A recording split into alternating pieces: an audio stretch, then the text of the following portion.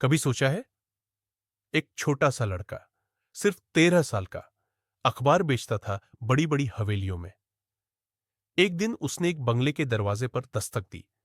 अंदर से एक आदमी निकला जो चमचमाते सूट में था, जिसकी बीएमडब्ल्यू गाड़ी बाहर खड़ी थी। उस आदमी ने अखबार लेते हुए उस लड़के से पूछा, बेटा, पढ़ाई का क्या प्लान है? डॉक्टर बनोगे? इंजीनियर बनोगे? लड़का मुस्कुराया और बोला, मैं अपना खुद का बिजनेस बनाऊंगा सर। आदमी हंस पड़ा, पहले डिग्री ले लो, फिर देखना। लेकिन उस लड़के ने अपना रास्ता चुन लिया था। आज वही लड़का एक मल्टी मिलियनियर है, क्योंकि उसने एक सबसे जरूरी बात समझी थी, अपना खुद का काम संभालो। दोस्तों, आज हम बात करने वाले हैं रिच डैड पुअर डैड के तीसरे चैप्टर के बारे में।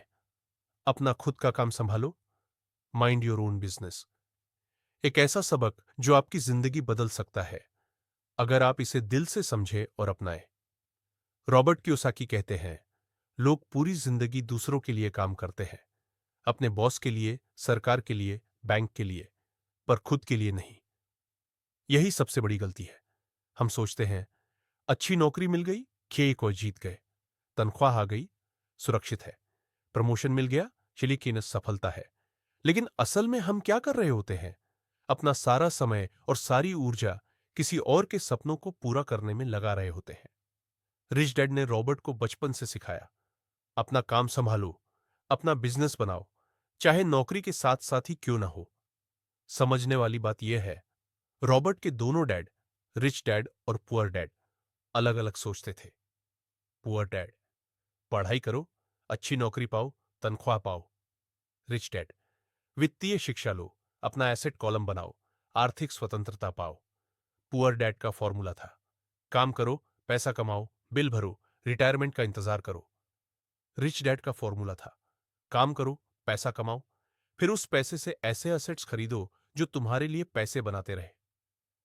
यही सोच का फर्क अमीर और गरीब के बीच की खाई बनाता है। अब सवाल यह है, अगर आप अभी अपना बिजनेस शुरू नहीं कर सकते तो क्या करें?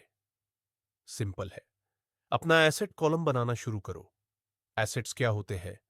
किराए पर दिए गए मकान, स्टॉक्स, बॉन्ड्स, बौद्धिक संपत्ति, किताबें, पेटेंट्स। वो बिजनेस जो बिना आपकी रोज की मेहनत के चले। और लायबिलिटीज क्या होती है? बड़ी कार का लोन, क्रेडिट कार्ड का कर्ज, बड़े बंगले की ईएमआई, यानी जो चीजें आपका पैसा खींचती है, वो लायबिलिटीज होती है। अमीर लोग एसेट्स खरीदते हैं, गरीब और मिडिल क्लास लोग लायबिलिटीज खरीदते हैं और उन्हें एसेट्स समझते हैं।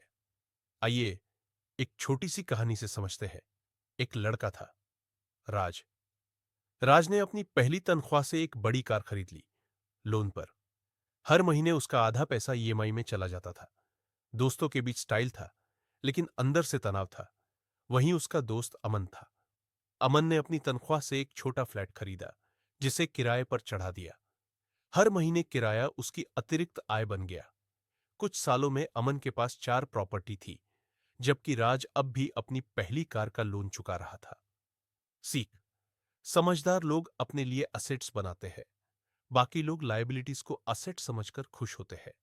रॉबर्ट कहते हैं, वित्तीय संघर्ष का मुख्य कारण है वित्तीय शिक्षा की कमी। स्कूल हमें सिखाता है गणित, विज्ञान, इतिहास, लेकिन कोई नहीं सिखाता पैसा कैसे निवेश करे, पैसा कैसे बढ़ाए, पैसा कैसे अपने लिए काम कराए। इसलिए खुद की शिक्षा लेना जरूरी है। अगर आप आर्थिक स्वतंत्रता चाहते हैं तो आज से ही सीखना शुरू करें। किताबें पढ़ें, कोर्स करें, मेंटर्स ढूंढें। आपके लिए एक्शन प्लान: 1, हर महीने अपने खर्च और एसेट्स का विश्लेषण करें। 2, अपनी कमाई का एक हिस्सा हर महीने एसेट्स में निवेश करें। 3, अपनी सोच को नौकरी मानसिकता से बिजनेस मानसिकता में बदलें। 4, रोजाना वित्तीय साक्षरता पर काम करें, एक नई फाइनेंशियल किताब पढ़ें या पॉडकास्ट सुने। 5, अपने सपने मत छोड़ो सिर्फ इसलिए क्योंकि रास्ता मुश्किल लग रहा है। और अब चलते चलते एक और कहानी जो आपके दिल को छू जाएगी। एक छोटी सी लड़की थी, सान्या।